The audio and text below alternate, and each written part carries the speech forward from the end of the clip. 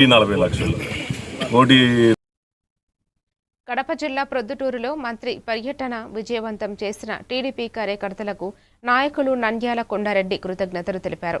సమావేశానికి కొంతమంది కార్యకర్తలు ఆలస్యంగా రావడం, సీట్ల పరిమితి కారణంగా స్వల్ప అసౌకర్యం ఏర్పడిందని వెల్లడించారు. మరోవైపు గద్వాల నియోజకవర్గంలో మంత్రుల పర్యటనలపై బీఆర్ఎస్ నేత బాసు హనుమంతు నాయుడు విమర్శలు చేశారు. అభివృద్ధికి నిధులు ఇవ్వకుండా పర్యటనలు మాత్రమే చేస్తున్నారని ఆరోపించారు. ఇక కనగిరిలో పొగాకు రైతులకు మద్దతుగా నిర్వహించిన దీక్షలో వైఎస్ఆర్సీపీ నేతలు పాల్గొన్నారు.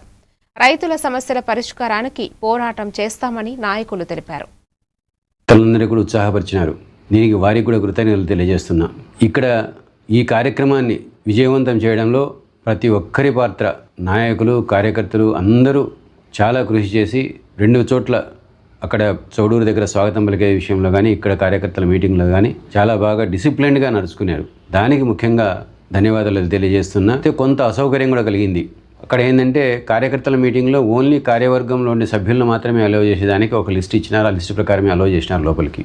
అయితే కొంతమంది ఒక 100-150 మంది దాంట్లో లేనోళ్ళు కూడా మధ్యలో దూరబట్టి చివరి లాస్ట్లో వచ్చిన వాస్తవమైన కార్యవర్గ సభ్యులకు దాంట్లో లోపలికి ఎంటర్గా అయ్యేదానికి అవకాశం లేకుండా పోయింది.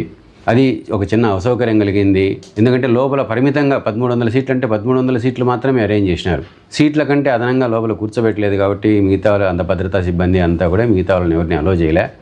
కొంచెం అసౌకర్యం జరిగిన దానికి కూడా చింతిస్తున్నా. అదైతే అంటే ప్రతి ఒక్కరిని క్షుణ్ణంగా ఒక్కొక్కరి పేరు తీసుకొని టిక్ చేసుకోవడం అంటే చాలా కొంచెం ఆలస్యం అవుతా ఉంది అనే ఉద్దేశంతో ఐడి కార్డు చూస్తాను లోపలికి పంపించినారు. కొంచెం అసౌకర్యం. ఎందుకు నిజంగమైన కార్యవర్గ సభ్యులు కొద్దిగా లేటుగా రావడం కూడా దానికి ఒక కారణమైంది. ఏమైనా కూడా దానికి చింతిస్తున్నా. అయితే మొత్తంగా ఓవరాల్గా కార్యక్రమాన్ని చాలా దిగ్విజయం చేసిన దానికి